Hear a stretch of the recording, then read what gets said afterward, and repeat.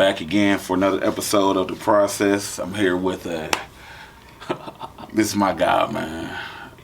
Mr. DeAndre Pruett. What's up, Dre? What's up? So, Dre, man, how would you describe your high school career? I would describe it as building a foundation. Foundation for what? For my future in life, being a bigger man after high school. People don't know, man. You'll come a long way, man. Just Yeah. as your growth. I mean, we proud of you. One of my favorite kids to coach, most definitely. We're here today because you had a decision to make about going to the next level.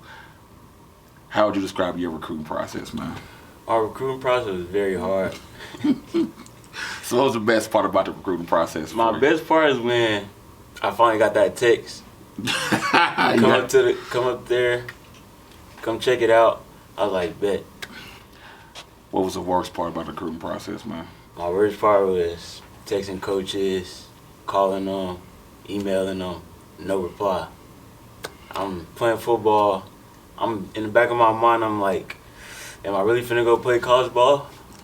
And people don't know, man. He was stressing. He was stressing me. He was stressing Coach Long, stressing himself. But I think the hard part is, man, is we all know you're good enough. It wasn't like you're not good enough, and you seen other kids at the schools who we beat, who you dogged out getting offers, and you're just like, I know you. It wears on you. Yeah. But then you get that text and you get that first offer. I just remember that day, man. You remember that day when I called you because you had me on Do Not Disturb. I called a couple times to wake you up because I was just so excited, man, for you and just.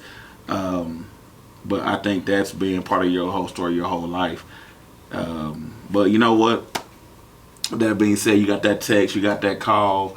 So where are you going? Where are you going to be playing that next year? I'm going to be playing at Bigger University. The Wildcats, man. First off, congratulations. What was it about Baker, man, that sold you? So I want to go to college to play on the offense side. So that's where they really want me at, playing that slot.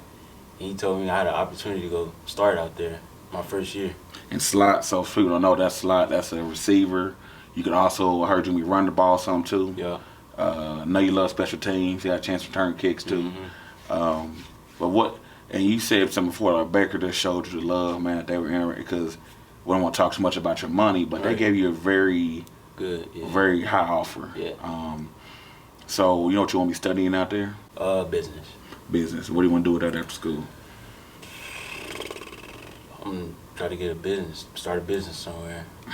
One thing about Dre, Jeffrey, he definitely likes working for himself, and for sure. And I understand, I can respect that.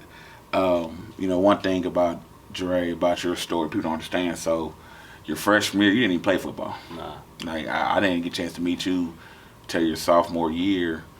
I remember I see you out there. Remember your sophomore year, you out there with your hand with duct tape and hangers taped on your finger, because you didn't want to miss any time, man. And I knew you were different, but we're not gonna sugarcoat, to be real.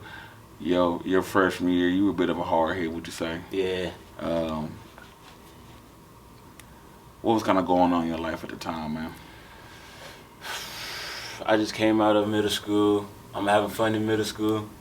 Get back, come to freshman year, still having fun. I'm like, do I even really want to play sports anymore? So I'm having fun, and I'm thinking about playing sports and not having no summer. So I'm like, I'm going to just have fun. And that's crazy because you're a kid for 2 years, didn't miss a day of summer weights. What changed in your life? What made you say, hey, man, you know what? Yeah, I'm having fun. I'm hanging out with this crew, even though it might not be the best crew for me, but I'm hanging out having fun we're here today, man. You're going to a high, great institute of higher learning in football.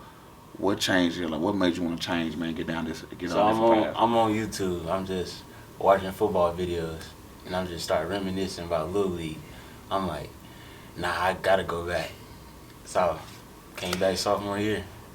And you did, man. And it was crazy. You came back, and we didn't expect much from you because you know who you are, man. But you grinded. You're hard. You're all heart, man. I would say, and so people are gonna watch this. And some kids after watching this now, we just saw some out in the out in the hallway. Right. Some kids probably their freshman year, they're going down a bad path. But what would you tell them, man, about if they want to get things turned around and do something different? Honestly, bro, I would say pick your friend group wisely. That's the biggest thing, honestly. And because that's tough because middle school you're hanging out with a certain group of kids all the time. Right. Then you get to high school, certain guys tend to go their way. For a lot of different. And I mean, some of those kids you hanged out with your freshman year, some of them make some choices now. They're kind of going through some things, aren't they? Possibly, yeah. And it is, and it's funny now. Your friends now, who you just can't get away from, are some of your teammates. Yeah. Probably friends for life. And what kind of bond you talk about? What kind of bond do you and your teammates have, man? Like what We got is a strong bond. Like we not only we at school with a bond, we out of school with a bond. We going places out of school, having fun, kicking it on the game, all that. And man, we're here. Who was some of the biggest influence in your life when you get to this point? I'd probably definitely say D-Lo. D-Lo. Folks who don't, anybody out there who's living on the right now who D-Lo with, that's Coach Alone, man. What's Coach Alone meant to you, man? It means a lot to me. He helped me through a lot. Like, when I first really started liking him, it was during weights, pushing me, all that. I'm like, oh yeah, I like that.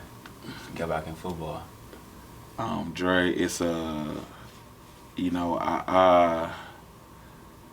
love your story, man, because it's. I know some kids, man. Nobody's been easy on anybody, but you really had to change and overcome. And I'm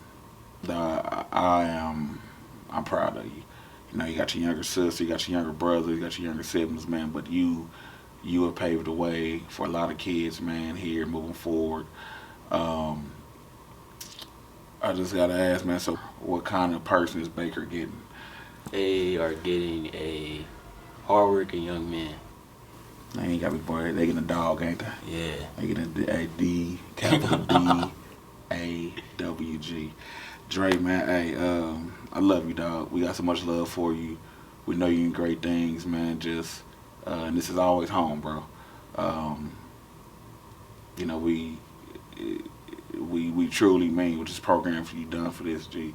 We can never thank you enough, dog. So, moving forward, man, best of luck.